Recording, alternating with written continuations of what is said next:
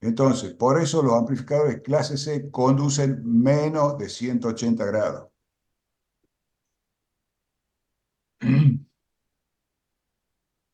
Entonces,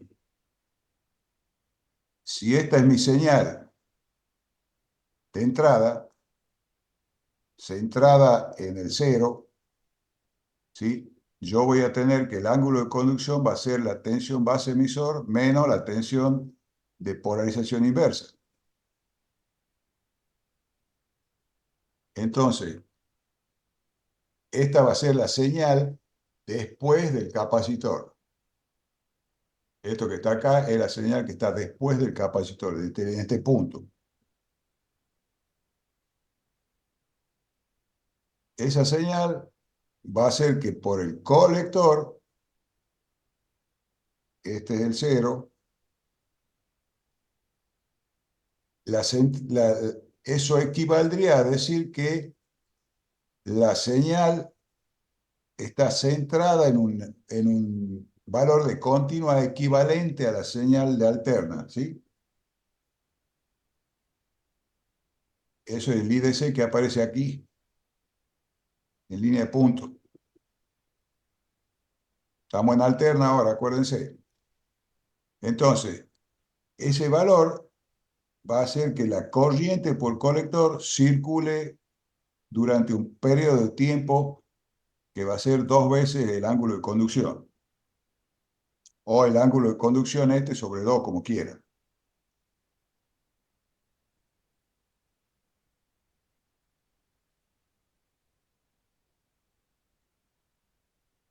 La corriente de reposo en clase C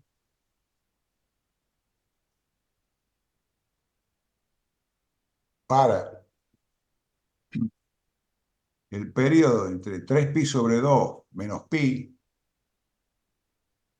3pi sobre 2, ¿saben por qué es, no es cierto? Porque acá tengo pi, pi sobre 2, un pi sobre 2, 2pi sobre 2, 3pi sobre 2. O sea, estoy parado en el pico acá, en el pico máximo de corriente.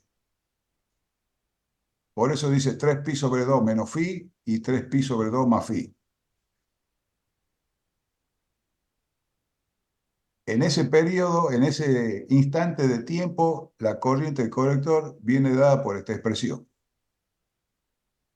Y para el resto del periodo vale cero. O sea, de acá hacia la izquierda y de acá hacia la derecha hasta que arranca de nuevo vale cero. Eso es lo que dice acá esta expresión.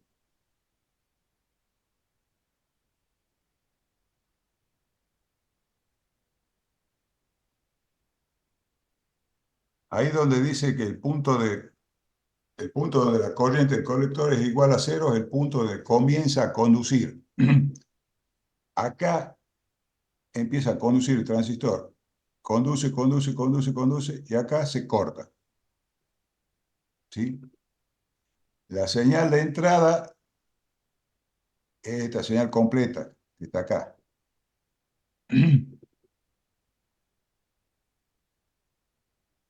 Acá está representado lo que hemos dicho antes.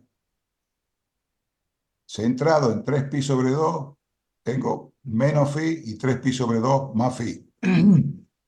Eso es para poder hacer el análisis matemático, digamos. Eso es lo que hemos escrito acá. ¿Sí?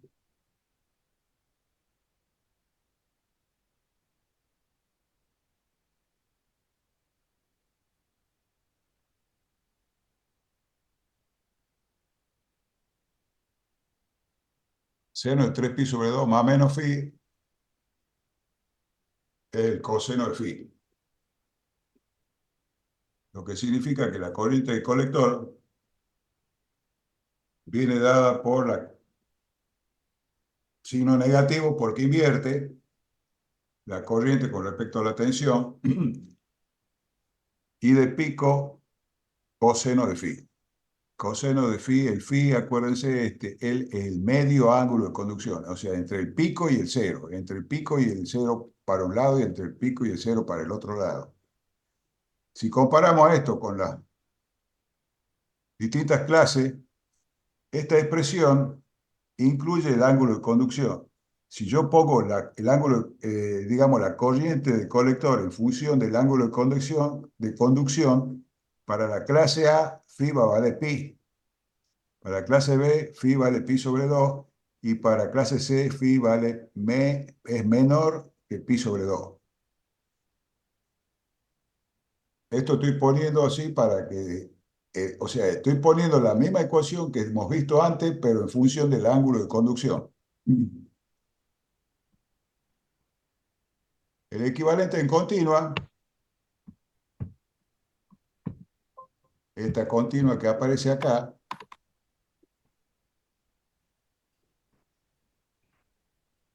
es esto de acá. Si trabajamos con esto, nos va a quedar que la corriente equivalente en continua viene dada por I de pico sobre pi por el seno de phi menos phi por coseno de phi.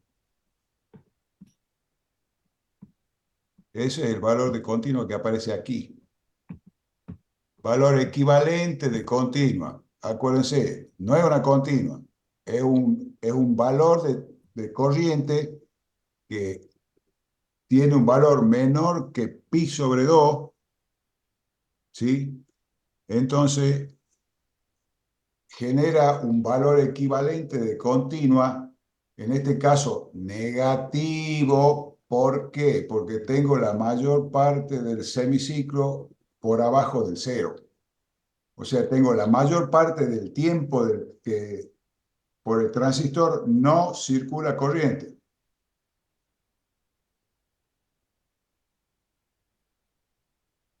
Y así como hemos hecho antes, la potencia de entrada es es la tensión de entrada que entrega la fuente por la corriente de continua. La corriente continua es esta de acá, la que hemos sacado antes, que depende del ángulo de conducción.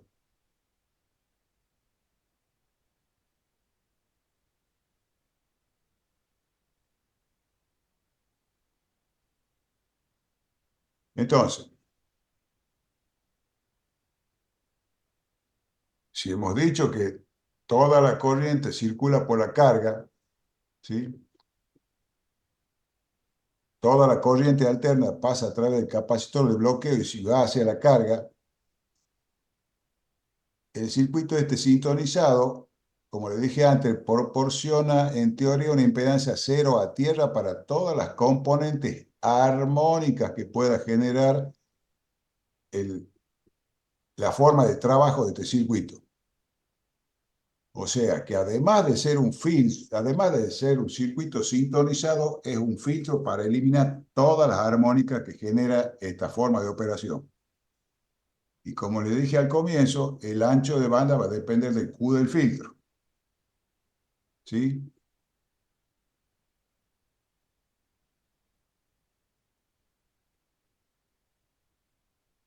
En el caso este, la tensión de salida, igual que en los casos anteriores, sobre la carga estamos hablando, va a ser la tensión de colector máximo por el seno de phi. Acuérdense, phi es el ángulo de conducción. ¿Sí?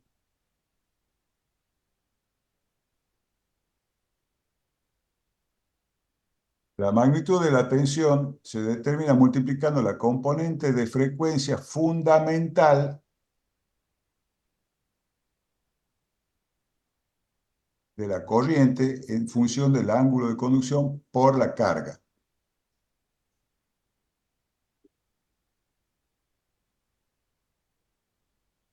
Es lo que tengo acá. La corriente está en función, como hay circulación de corriente entre, entre, digamos, entre 1 y pi, o sea, en el periodo entre 1 y pi, entre 1 sobre pi, perdón, si yo hago la integral de todo el periodo ahora, me queda que la tensión de pico máxima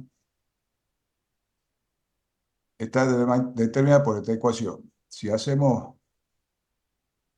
resolvemos esto para solamente cuando conduce el transistor, que hemos dicho que va entre 3pi sobre 2 menos pi y 3pi sobre 2 más pi, ¿sí? De acá hemos sacado RL fuera de la integral porque es una constante, y reemplazo el I0, o sea, la corriente de salida por la ecuación que hemos visto hace rato, me queda esto de acá. Si resolvemos esa integral, me queda que la tensión máxima de salida sobre la carga viene dada por esta expresión. Y para saber la potencia de salida,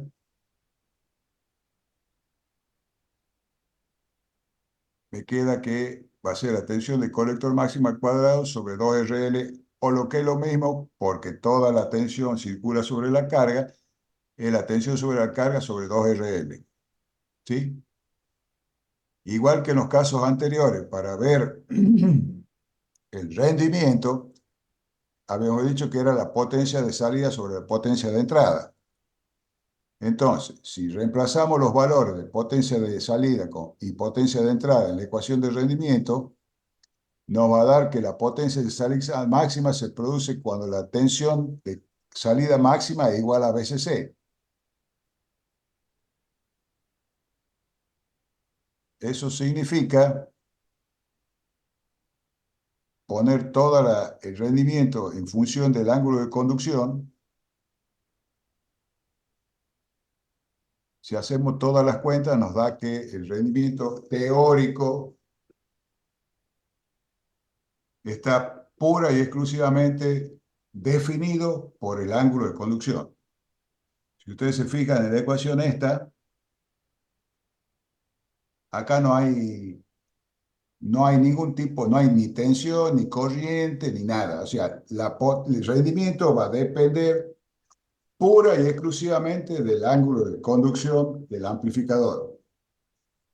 Ya no depende de la carga, no depende de la tensión de alimentación, no, solamente del ángulo de conducción.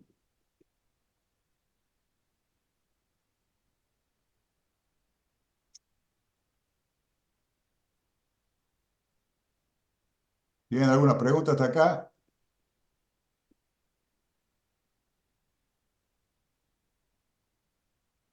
Bueno, supongo que no. No. Bien. Esto que está acá, esto, acá yo les puse una, una batería inversa, o sea, que está en oposición con la caída de tensión base emisor. ¿Sí? En la práctica, ¿cómo se hace eso? De esta manera. Yo tengo acá otro choquecito. Por supuesto, acá tengo mi fuente negativa de tensión ahora. ¿Sí? Acuérdense, cualquier hoja de datos del transistor les da, entre otras cosas, la tensión inversa de base que puede resistir ese transistor sin romperse. ¿Estamos? Eso va a ser el límite de mi tensión de alimentación negativa.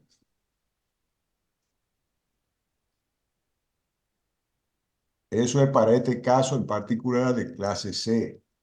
¿Estamos de acuerdo? Ahora bien, todos estos amplificadores que hemos visto, el clase A, el clase B y el clase C, necesitan que el transistor esté polarizado adecuadamente. Si no, no funciona. El clase A funciona porque trabaja como fuente de corriente. El clase B también trabaja como fuente de corriente, pero conduce medio ciclo. Y el clase C igual trabaja como fuente de corriente, pero tiene una polarización negativa en la base que hace que el ángulo de conducción sea menor que 180 grados. Lo que nos lleva al siguiente punto. ¿Cómo hacemos para que polarizar el transistor adecuadamente? ¿Sí?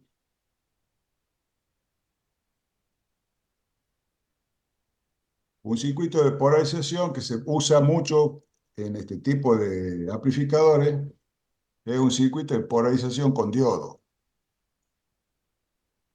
Acá tienen la tensión de base a través del choquecito, un filtro, un preset, un potenciómetro o algo que a mí me permita ajustar la tensión de polarización, ¿sí? Y este diodo que está acá.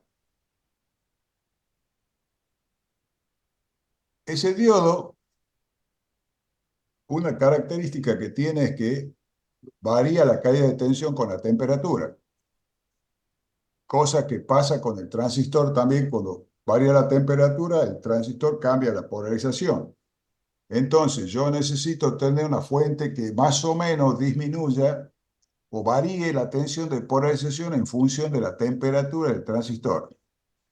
Como dice ahí, se necesita una fuente de tensión de polarización que disminuya aproximadamente 2 milivoltios por grado centígrado, que es lo que pasa con la juntura base emisor de cualquier transistor. Cambia 2 milivoltios por grado centígrado. A una temperatura va a ser 0,6 voltios, a otra temperatura va a ser 0,65, a otra va a ser 0,7, a eso se refiere. En el caso este, se utiliza el diodo para generar la tensión de polarización, ¿sí?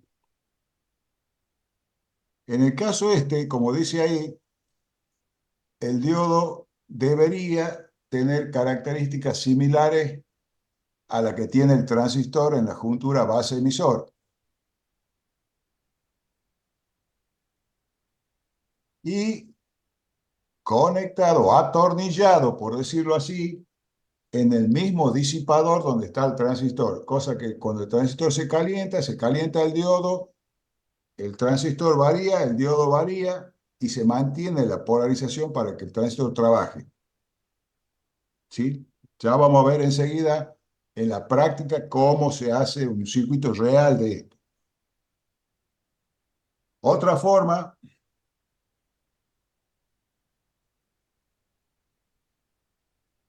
en el caso, por ejemplo, de un amplificador push-pull, ya no me alcanza acá la resistencia esta está calculada para que pueda entregar la corriente que me hace falta a la base de los transistores. El diodo este va a trabajar como un diodo, va a ser el equivalente de un diodo Zener, si ustedes lo quieren ver así, pero que produce una caída de tensión de 0,6, 0,7 voltios, dependiendo de la temperatura, y que me sirve para polarizar un amplificador con un solo transistor. ¿Estamos de acuerdo? En el caso del push-pull, yo necesito más corriente, porque ahora tengo dos transistores, ¿sí? Entonces, puedo usar un transistor como fuente de corriente, ¿sí? Y los dos diodos. Un diodo puesto también en el mismo disipador donde están los dos transistores. Dentro de lo posible, un diodo a la par de un transistor y el otro diodo a la par del otro transistor.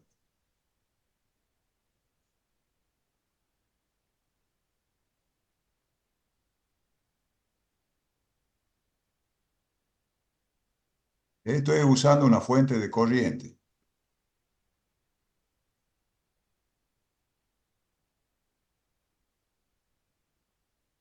Un circuito real.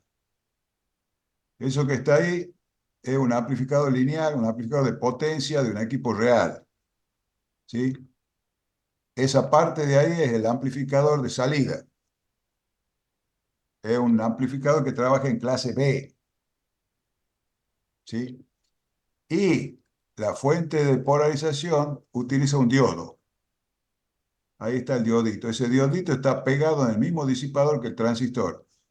Si ustedes prestan atención, acá tengo la fuente de alimentación, la resistencia que va a producir la circulación de corriente a través de la base del transistor y el diodo este que produce la caída de tensión que a mí me hace falta para que la unión base-emisor quede polarizada como corresponde conforme varía la temperatura. Esto que está acá, el choque que va al colector del transistor, ¿sí? Acá está el capacitorcito de filtro para mandar la continua, la alterna más y que no vaya a la fuente. Y acá tengo, entre este circuito y este capacitor, tengo el circuito sintonizado, que sería el que me reconstituye la señal de salida. ¿Sí? Ese es un amplificador clase B. Ese amplificador que está ahí es el preamplificador o driver que yo le dije que por lo general es un clase A. En este caso es un clase A. En este caso el amplificador este de potencia, el amplificador este de RF entrega hasta 10 vatios nada más, es poca potencia, entonces no necesito mucha potencia para excitar. Pero este preamplificador está por eso en clase A. Fíjense, acá tengo la tensión de alimentación, R1 y R2 de la base. La bobina del secundario de este otro transistor está puesta en serie con la base del transistor. Acá está la resistencia de emisor y el circuito sintonizado para adaptar impedancia acoplado a la etapa de potencia.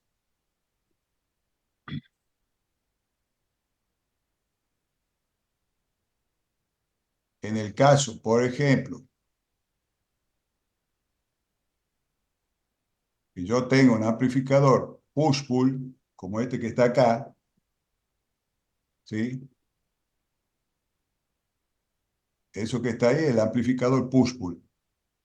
Están los dos transistores y acá están los dos dioditos. Fíjense, en este caso están puestos en paralelo. ¿Estamos?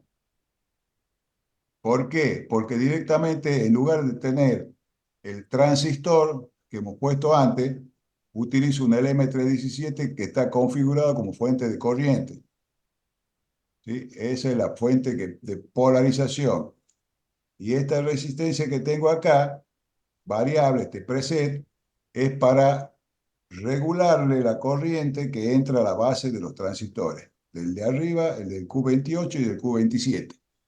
Fíjense, el asterisco este que está acá significa que están en el mismo disipador.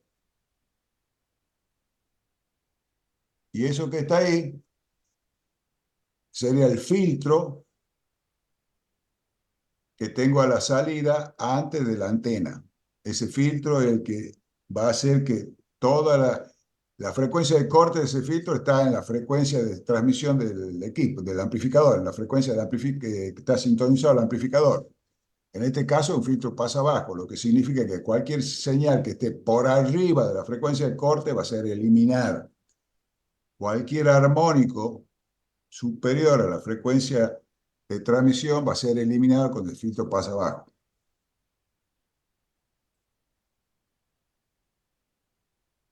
Bueno, con eso terminamos lo que es amplificador de potencia. ¿Tienen alguna consulta? ¿Algo que no hayan entendido?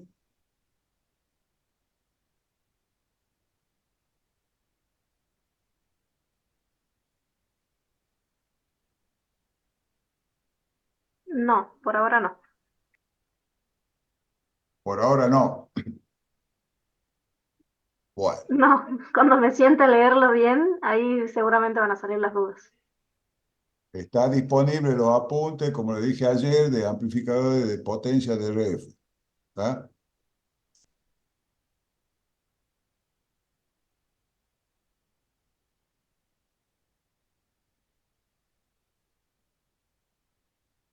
¿Nadie más tiene preguntas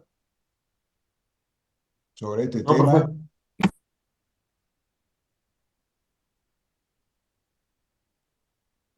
¿Ha entendido bien, Ribadeo?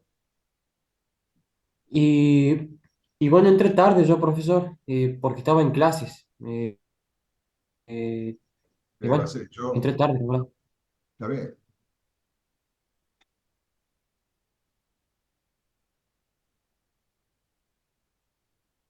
Bueno, este, hoy les dije que, ayer en realidad ya les había habilitado el práctico de proyecto y diseño, ¿sí? El segundo. ¿Se acuerdan de eso? Sí, sí, sí. Sí, sí. Bueno, ¿han entrado para bajarlo o todavía no? No, profesor, yo no. Bueno, el que lo haya bajado ayer, entre de nuevo hoy porque ahí está la rúbrica que especifica qué es lo que se va a corregir en el proyecto y diseño. ¿Estamos? Bueno, bien, bien. Después no me van a venir a decir ingeniero, pero no sabía, no, ahí está todo. Ahí está todo lo que espero que tenga el práctico. Y está clarita la puntuación de cada ítem, este, de acuerdo al práctico. ¿Sí? Bien, bien, bien, profesor.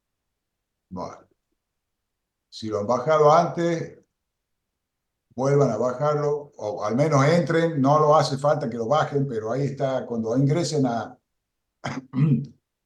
a hacer la descarga, no hace falta que lo descarguen de nuevo, me refiero, porque no hubo cambios.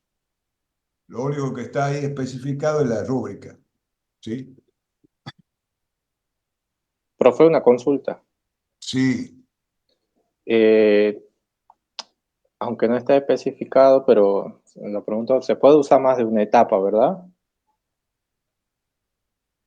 has leído el Sí, enunciado? sí, no. Sí, sí. Bueno, ¿y qué dice el enunciado? Bueno, no, no especifica, pero no habría problema.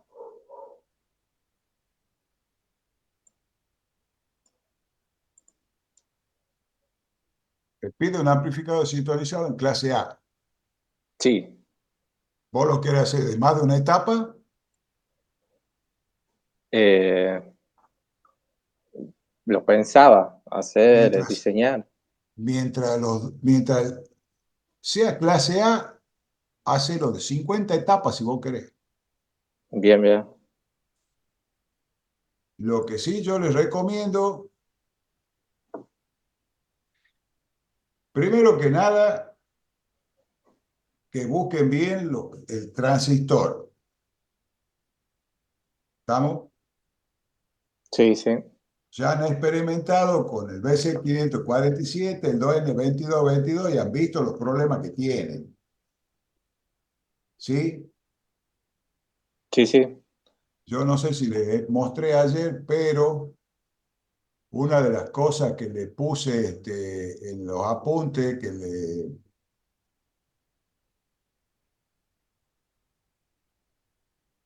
¿dónde está?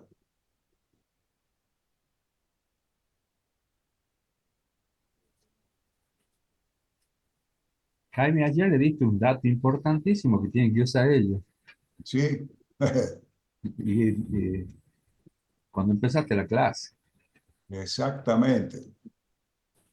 con eso dice, empezaban para el diseño del amplificador.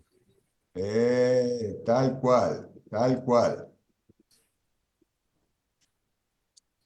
¿Por qué no está? A ver, espérate. No, es que este no es, espera, ¿dónde está? Acá está.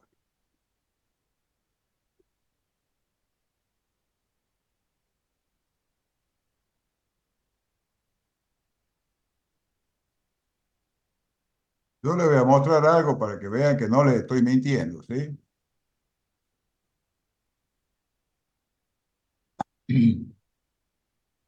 ¿Están viendo esto?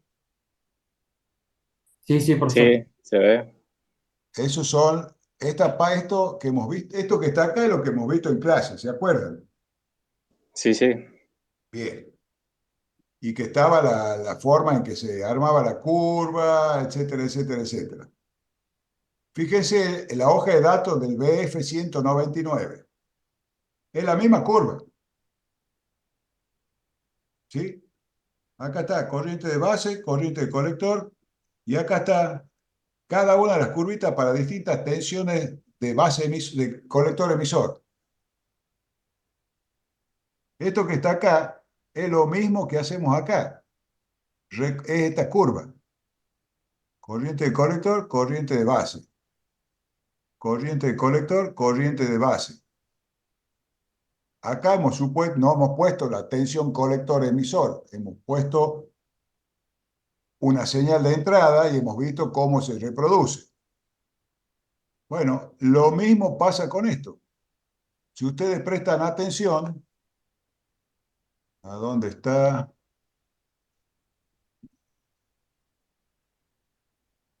Estoy buscando.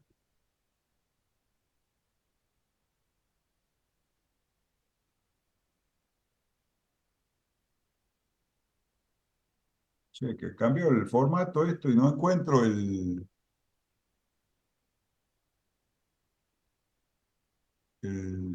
resaltador.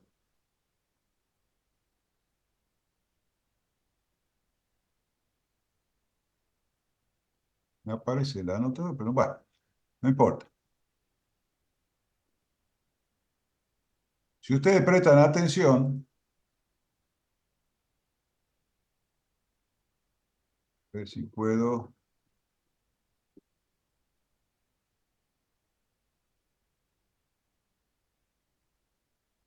Si ustedes prestan atención, por ejemplo, dice tensión colector emisor, supongamos 20 voltios, que es la última curva, esta de acá, ¿sí? Esta, ¿sí?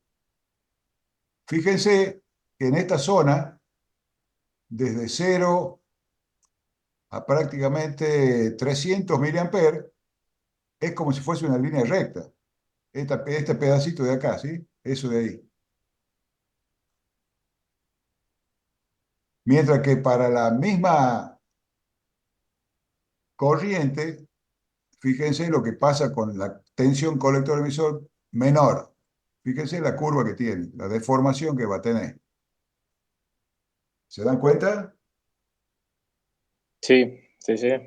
Entonces, eso significa que no siempre el punto Q está donde la teoría dice.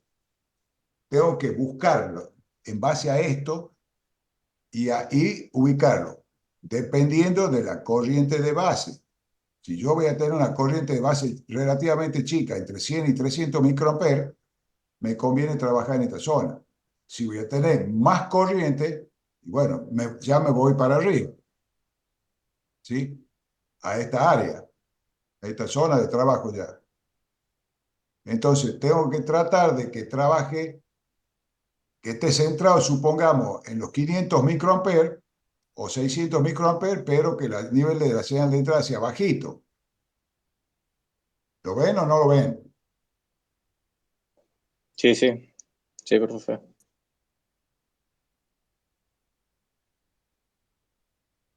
En esta zona de trabajo, yo tengo una variación relativamente grande de corriente, de base, ¿sí? Hasta los 300 microamperes, con 15 o 20 voltios de tensión colector-emisor, el transistor se comporta más o menos en forma lineal, ¿sí? Y Sí, se entiende. yo tengo una variación de corriente, ¿a dónde está? Fíjense que va hasta casi los 300 microamperes y se mantiene relativamente lineal. Ahora, si yo empiezo a superar los 300 microamperes y ya la cosa empieza a cambiar. Si ustedes se fijan acá en esta otra parte, bueno, lo vamos a borrar para que no se confundan. En esta zona de acá, fíjense que ya no es tan lineal. Más o menos entre 250 y 550 microamperes deforma una barbaridad. para los 15 voltios, los 20 voltios. Pero fíjense que se comporta casi lineal para 10 voltios. ¿Sí? Sí, sí, Bien. sí, profe. Ahora supongamos en esta zona, de ahí donde están los 5 voltios. Fíjense qué pasa si yo trabajo si en la base ingresa una corriente que va entre 100 y 300 microamperes, al transistor lo voy a tener trabajado en esta zona que no es lineal. Entonces, si yo necesito manejar esa corriente, ¿qué hago? El punto de polarización lo llevo, lo voy y lo centro más o menos en 600 microamperes, por acá, en ese, donde está el puntito ese. Y me muevo para arriba y para abajo, supongamos más o menos 100 microamperes.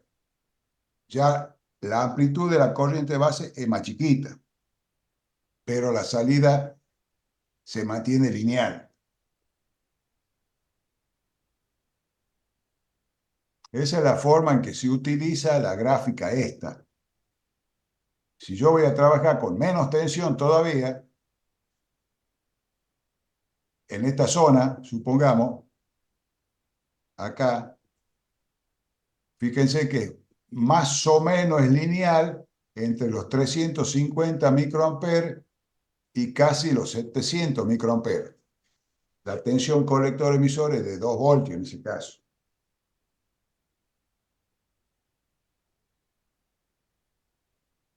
Entonces, esto les explico para que ustedes entiendan que el punto Q no necesariamente tiene que estar en VCC sobre 2. No, eso depende del transistor que usen. Si el transistor tiene esta curva, úsenla. Si no la tiene, la pueden armar como hemos explicado el otro día. ¿Sí? De esta manera. ¿Sí? Construyen esta curvita. Y en base a eso pueden determinar en qué zona de la curva les puede trabajar mejor el transistor. Ese dato lo traen no todos los transistores, pero sí muchos que son para radiofrecuencia. Por eso yo les expliqué que los transistores switching esto no lo tienen, porque no interesa, no están pensados para amplificar un transistor que lo trabaja en conmutación, está pensado para trabajar en forma de encendido o apagado, como llave. Está bien, le aparece un HFE, todo, porque por ahí se puede llegar a usar como amplificador si no son tan exigentes. Pero cuando se trata de radiofrecuencia y mantener fidelidad, no da lo mismo cualquier transistor.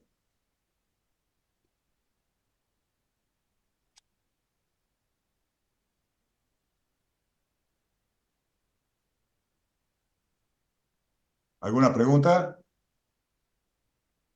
No, profesor, está claro. Bueno, con respecto a lo que decía el ingeniero Pedro Herrera, ¿se acuerdan lo que yo dije ayer al comienzo de la clase? No se acuerdan, estoy casi seguro.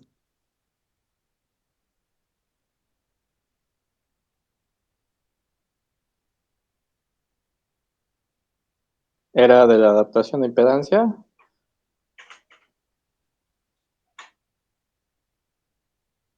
No,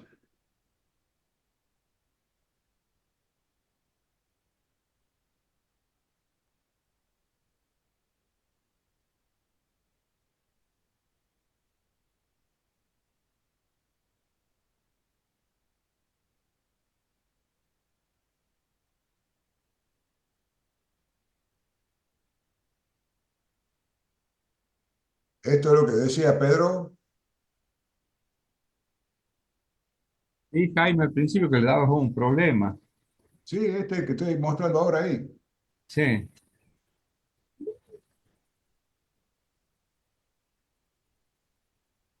Ese. exacto. ¿Eh?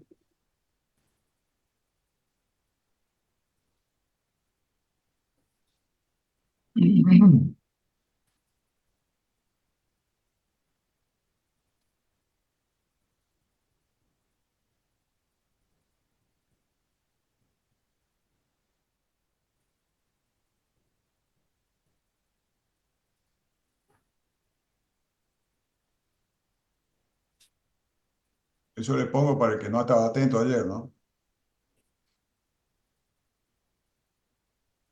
Bueno, de todas maneras, esto ya lo saben.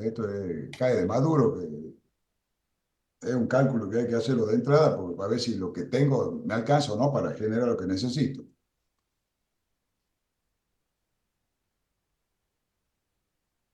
En el caso de ustedes no va a ser 2 vatios. ¿Ya sacó la cuenta cuánto es? 100 milivatios.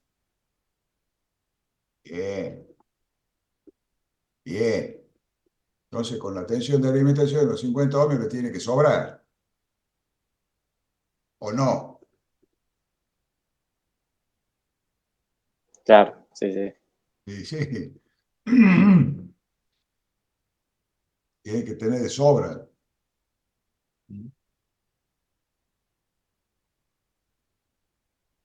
Un detalle que le voy a dar ahora con respecto al práctico, pero eso lo van a ver después cuando vayamos a ver la parte del laboratorio, ¿sí? Este,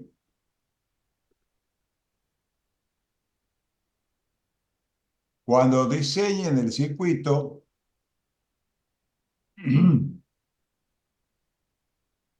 cuando veamos el práctico de laboratorio, el práctico de laboratorio les pide medición del punto de operación, ¿sí? Tengan previsto dejar los puntos de medición para poder medir en la plaqueta, ¿sí? Cosa que no anden así como han andado ahora renegando porque la punta del osciloscopio no la podían poner en el componente porque estaba muy soldado, tenían que soldar, bueno, todo eso ténganlo previsto. Bien, profe, bien, bien.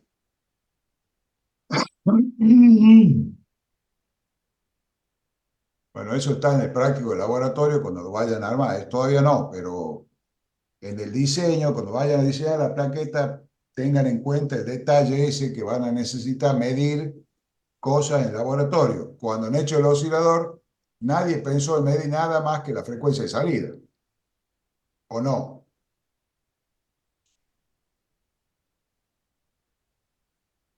Así es. Bien. Este es un amplificador, hay que medirle otra cosa. Les recuerdo, van a usar el oscilador que han hecho en el laboratorio para probar el amplificador. También van a usar un generador de señales, pero la prueba, digamos, importante es el uso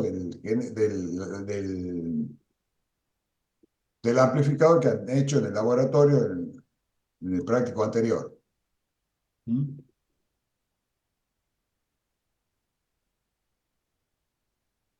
El generador de señales, cuando vayan a hacer la práctica, lo van a usar para medir la linealidad, va a hacer la prueba de linealidad del amplificador. Porque ustedes en el VCO no tienen forma de modificar la amplitud de la señal de salida. La única forma es modificar la tensión. Pero si modifican la tensión, ya hemos visto que varía la frecuencia también, porque se cambia la polarización del varicap. ¿Sí o no? Así Sí, es, sí, profe. sí. Bien, entonces para evitar eso, nos vamos a independizar de toda la basura que pueda generar el oscilador y vamos a usar un generador de señales para hacer la medición de linealidad, nada más. En todas las otras mediciones se usa el amplificador, el oscilador que han hecho antes. ¿Sí? Bueno, ¿tienen alguna pregunta? ¿Está claro el tema de amplificadores lineales de potencia, perdón, amplificadores de potencia, no lineales, de potencia?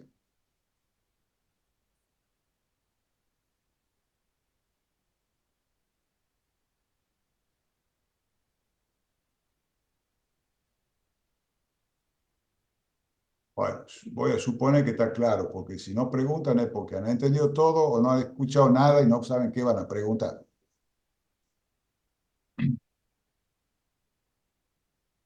No, no, sí está claro, profesor, está claro. Bueno,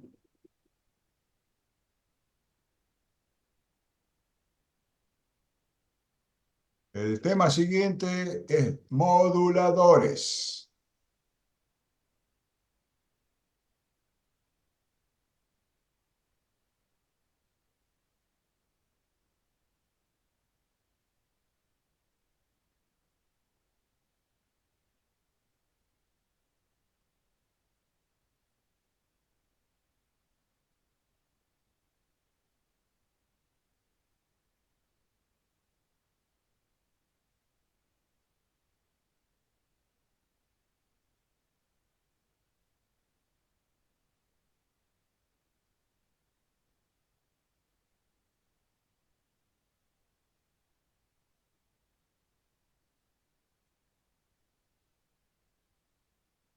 Bueno,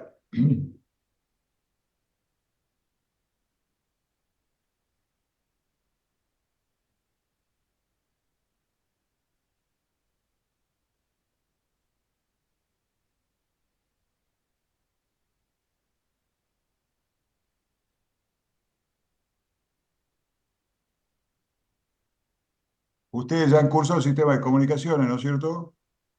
Sí, O sea que todo el tema ya lo recontra conocen. ¿Qué es lo que hace un modulador?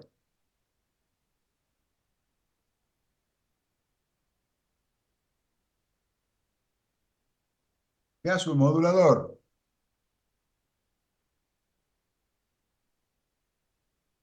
Es una pregunta, ¿no? Para ustedes.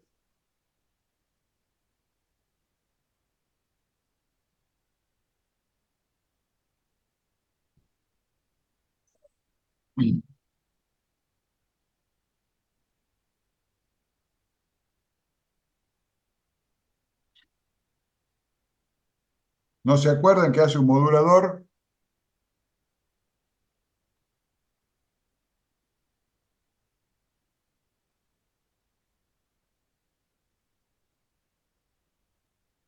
Estamos en el horno, ¿eh? Bueno, el sistema de comunicaciones, ustedes han visto un modulador. El modulador cambia algún parámetro de una señal de radiofrecuencia. Puede ser amplitud, frecuencia o fase. Son las tres cosas que puedo manejar en una señal cualquiera, en realidad. No necesariamente radiofrecuencia. En señal de audio también puedo manejar lo mismo. En este caso, los moduladores de radiofrecuencia hacen eso. Cambian o la amplitud o la frecuencia o la fase de la señal portadora. Ahora, ¿por qué hace falta la modulación? ¿Por qué no puedo eh, transmitir la información directamente en radiofrecuencia?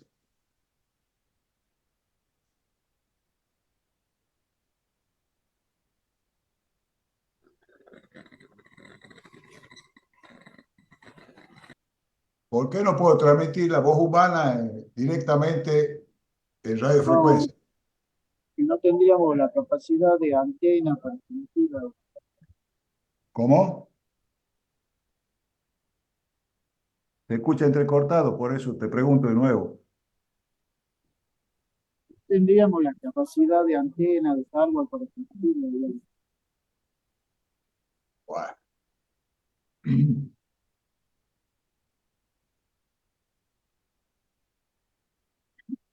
Ustedes han visto antenas también, ¿no es cierto? Han visto los tipos de antenas que existen. Ya lo han sí, visto el año pasado eso. Yo podría transmitir, por ejemplo, una señal de un kilociclo usando un dipolo.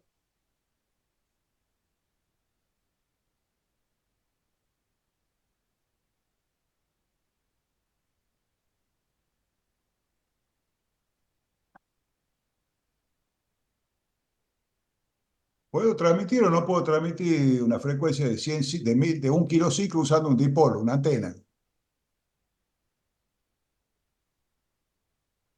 Muchachos, ¿están aquí o se han ido ya?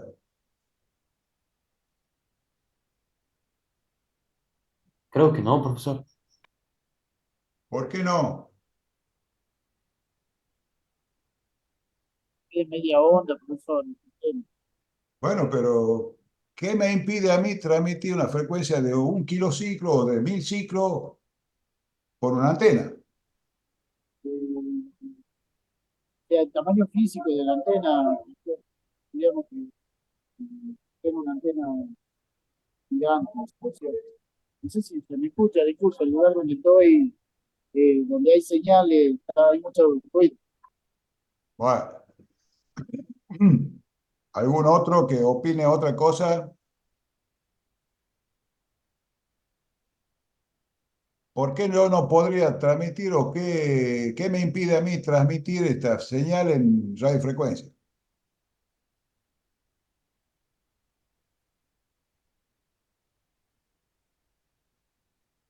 Muchachos, no deberían dudar de esto, ¿eh? Suponiendo que sea posible, ¿puedo transmitir 1000 ciclos con RF?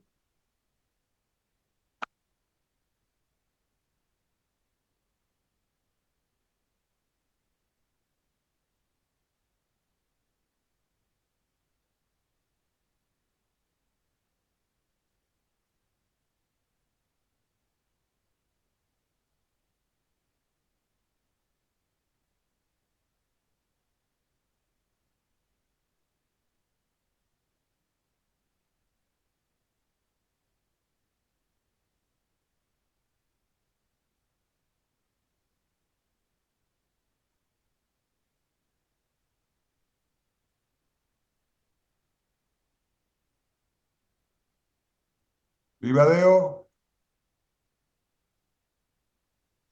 No sé, la verdad, profesor. ¿qué es lo que no sabe? Si ya lo hemos hablado esto.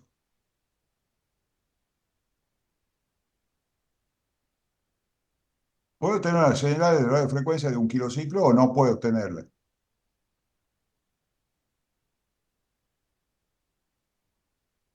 Ustedes tienen el conflicto con las señales de audio y de radiofrecuencia. De audio son menos de 10 kilociclos y de radiofrecuencia más de 10 kilociclos. No, ya les expliqué que eso es mentira.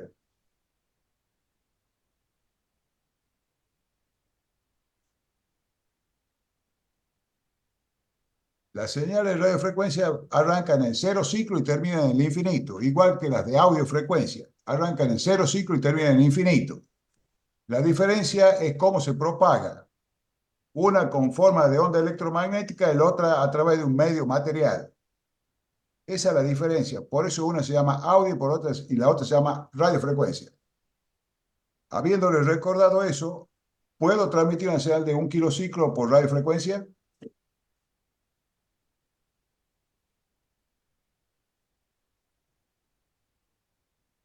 Y no, porque no tenemos un medio de propagación. No. ¿Por qué A ver. no? Si yo Sí, No, fabrico, porque el medio es el aire. y bueno, no, porque exacto, entonces, Sí, sí. ¿puedo transmitir 1 kilociclo en una onda electromagnética o no? Sí, Claro, la respuesta es sí, así, sin dudarlo, porque es radiofrecuencia, pero tiene 1 kilociclo. Puede tener 3 kilociclos, puede tener 10 kilociclos, puede tener 50 ciclos.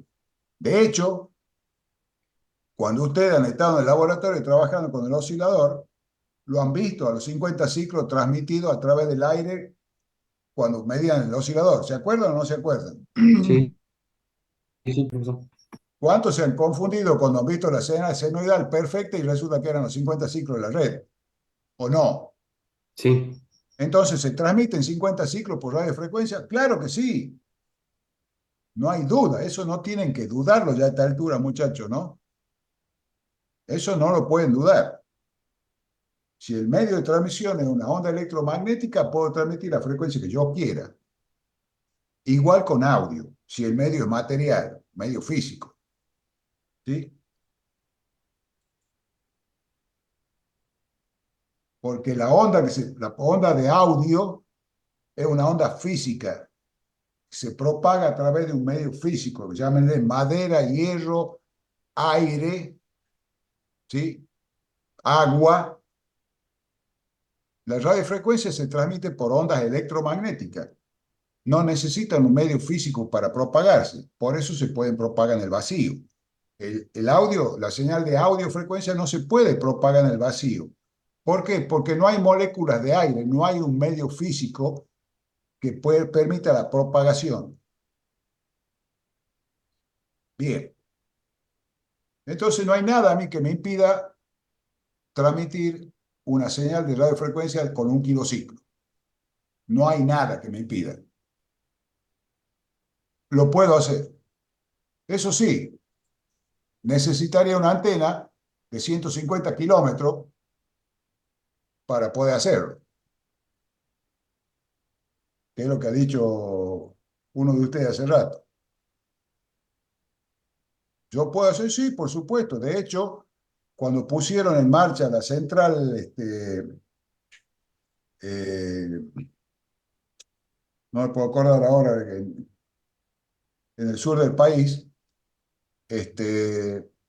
la distancia que había entre la central digamos, y Buenos Aires equivalía a una media longitud de onda de los 50 ciclos. Entonces, cuando conectaron la central, en el extremo en la punta del cable, voló todo. Precisamente porque la longitud del cable coincidió con la longitud de onda de los 50 ciclos. ¿Sí? Profesor, las primeras antenas de AM eran altísimas en mi época también. Ahora ya no se usa ese tipo de antena. Y sí, por supuesto, este, la De antena era, LB12, por ejemplo. y sí, y sí, son grandes, las antenas de AM en baja frecuencia son grandes. Por eso la de media onda, el dipolo. Después existen otros tipos de antenas que lo que hacen es al dipolo enrollarlo de tal manera que sigue manteniendo la longitud de onda, pero ocupa menos espacio. Pero bueno, como quiera que sea, sigue siendo larga, grande. ¿Sí?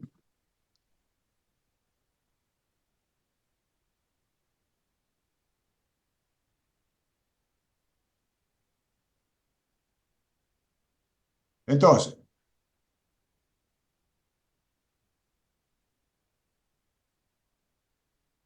vuelvo a hacer la pregunta. ¿Para qué sirve el modulador?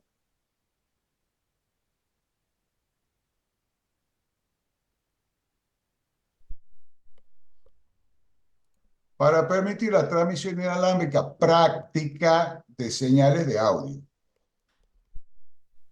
Hacer una antena de 150 kilómetros de largo es medio complicado, ¿no es cierto? Entonces, como hemos visto al comienzo, la longitud de la antena depende de la frecuencia. Si yo aumento la frecuencia, la antena es más chiquita. Pero ¿qué pasa? Si yo aumento la frecuencia, las señales de audiofrecuencia, la voz humana, la música, ¿sí? No llegan tan alto. Entonces, ¿qué es lo que hago? Uso un modulador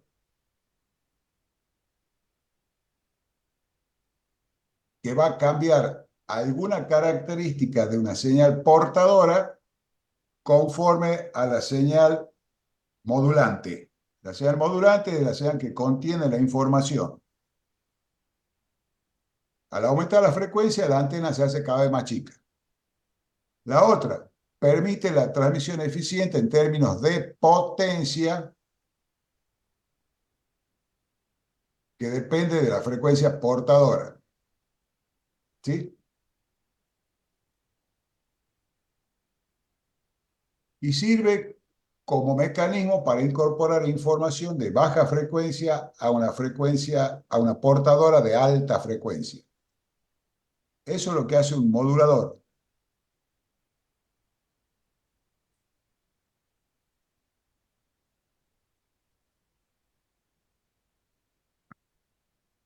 Una señal cualquiera tiene esa forma. Una señal que varía en el tiempo, una señal periódica, ¿sí? Tiene esa forma, donde A es la amplitud de pico, omega t es la frecuencia y phi es la fase.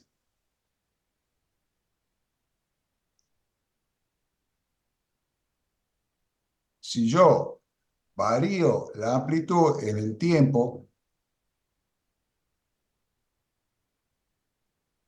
para que ADT sea igual a la variación temporal de la señal de información, este modo se llama modulación en amplitud.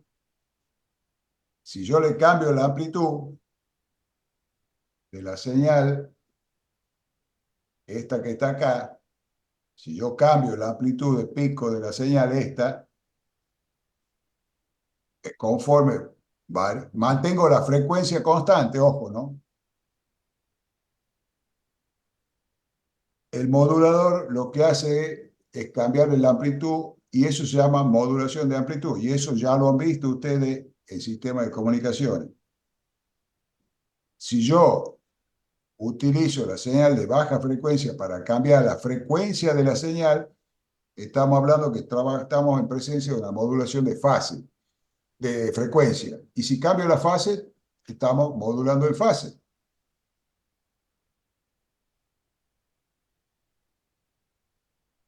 Eso ya lo saben de sistema de comunicación. Esto no es nada nuevo, o deberían saberlo. En la modulación de amplitud, el proceso de cambiar la amplitud de una portadora de frecuencia relativamente alta, de acuerdo con la amplitud de la señal modulante de la información, si yo cambio la amplitud de la señal portadora, estoy cambiando la señal, esta es la señal, la amplitud de pico. Si yo modulo la amplitud, estoy cambiándole la amplitud de la portadora. Al hacer esto, la información se imprime sobre la portadora en forma de cambios de amplitud. ¿Sí? Esquemáticamente, un modulador entra la información de baja frecuencia junto con la señal portadora y lo que sale es una señal modulada en la misma frecuencia que la portadora, pero la amplitud cambia conforme a la amplitud con la que cambia la modulante. ¿Se entiende? Bien. En el caso de la modulación de amplitud, existen varias formas de hacer eso. Una de ellas, y la que más se utiliza, es la modulación en bajo nivel, donde al modulador entra la portadora sin modular y la información que va a ser la modulante. A la salida del modulador yo tengo la portadora modulada y recién va al amplificador. Fíjense, acá dice amplificador lineal. Puede ser amplificador de RF o FI o lineal, si es un amplificador de potencia. Como quiera que sea, a la salida del o de los amplificadores lineales, yo voy a tener la portadora modulada, aumentada en amplitud, pero modulada.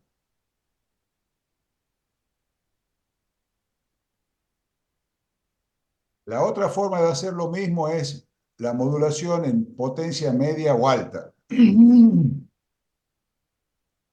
¿Dónde? Entra la portadora sin modular a un amplificador de RF que puede ser no lineal, porque acá lo único que estoy haciendo es amplificando la señal producida por el oscilador de una frecuencia fija. Yo puedo tener acá cualquier tipo de amplificador. Lo único que necesito es amplificar una frecuencia fija, llevarla a niveles mayores de potencia. Y tengo un amplificador de banda base. Ese amplificador sí tiene que ser lineal, porque estamos hablando de AM. Entonces no puede ser cualquier amplificador acá. Acá sí tiene que ser un amplificador lineal. ¿Sí?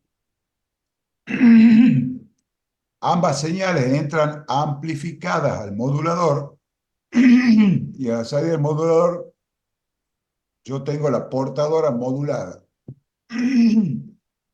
que según el diseño del equipo puede ser transmitida directamente a través del aire o puede ir a otro amplificador de potencia.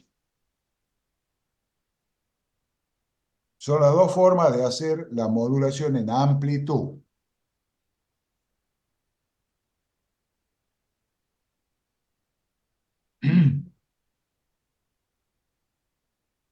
¿Cómo sería la modulación en bajo nivel? Yo tengo, por ejemplo, un clásico amplificador clase A, como el que ustedes ya conocen. Está polarizado, como ya sabemos, tenemos la resistencia R1 y R2 que polarizan el transistor, RC, la resistencia de carga de colector, la resistencia de emisor, el capacitor de desacople.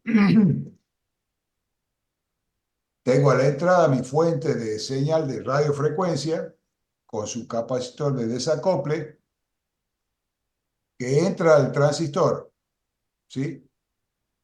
Supongamos que sea de un megaciclo esa señal. Pero resulta que en el circuito de emisor yo tengo un transformadorcito. Fíjense, aquí está un transformador que tiene relación 1 a 1, supongamos.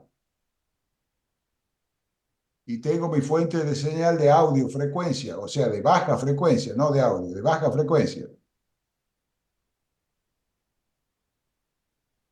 Dicho sea de paso, este generador y este generador en realidad generan señales de determinada frecuencia y magnitud, señales eléctricas. ¿Sí? No es ni audiofrecuencia ni radiofrecuencia. Hasta el momento son señales eléctricas únicamente. Esa señal es la modulante que ingresa al emisor. Así, de esa manera, para la continua, el transformador es un cortocircuito a masa, ¿correcto? Por lo tanto, el emisor del transistor y el capacitor de desacople están puestos a masa para la continua. Pero para la alterna, la cosa cambia.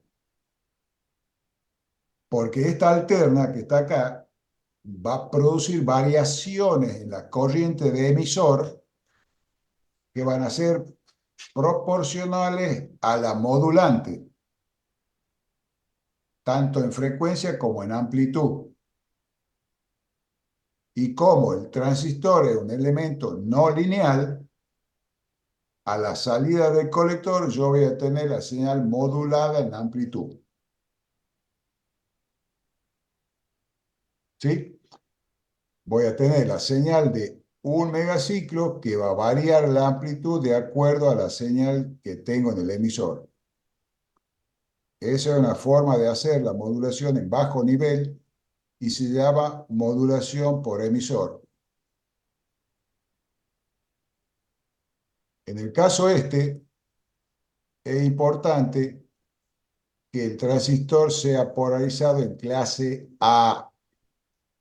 No puede estar polarizado de otra manera porque si no, no funciona.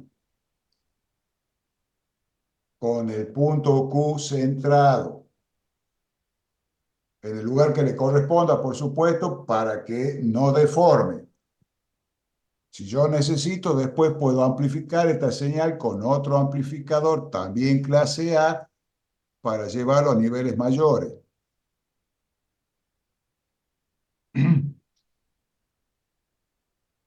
La otra forma de hacer la modulación ya hemos dicho que era en potencia o potencia media o alta.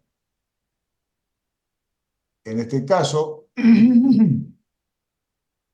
yo acá tengo un amplificador,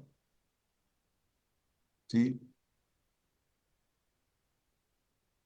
En este caso está operando en clase C, este amplificador. ¿Estamos? pero opera en clase C solamente para la radiofrecuencia. Acuérdense ustedes lo que hemos dicho cuando hemos visto amplificadores de potencia clase C. Yo tengo un circuito sintonizado en la salida que reconstituye la señal de entrada. Eso es válido también para este caso. Pero la modulación se hace por colector. No puedo tener un amplificador clase C a la salida de los amplificadores clase A que hemos visto antes. En este caso, yo voy a tener la modulación en colector del transistor y el circuito, digamos, el transistor que trabaja en clase C para la radiofrecuencia, ¿sí? Se va a comportar como se comporta cualquier amplificador de clase C. Va a reconstruir la señal de la portadora. Pero ¿qué pasa? Yo a este transistor estoy entrando por el colector con la modulante, lo que significa que la polarización del transistor va a variar en función de la modulante. Fíjense acá, a donde está el puntero, este transformador está en serie con la fuente de alimentación del transistor. El punto de polarización va a ser en VCC, ¿sí? Porque la tensión colector-emisor va a ser VCC. Pero al ponerle la alterna, la tensión esa puede variar entre valores superiores o valores inferiores a VCC. Lo que va a producir la salida es que la señal reconstituida varíe en amplitud. Como dice acá, debido a que el transistor se polariza en clase C, opera de manera no lineal y es capaz de mezclar ambas señales.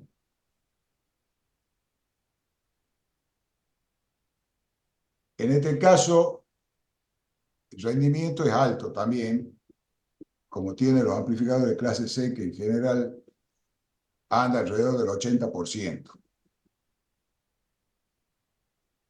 Bueno, hasta ahí llegamos hoy.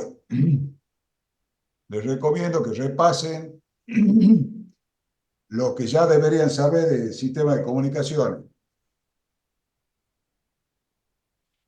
Así van a entender mejor lo que viene. ¿Estamos? Sí, ingeniero. Sí, Bueno, profesor.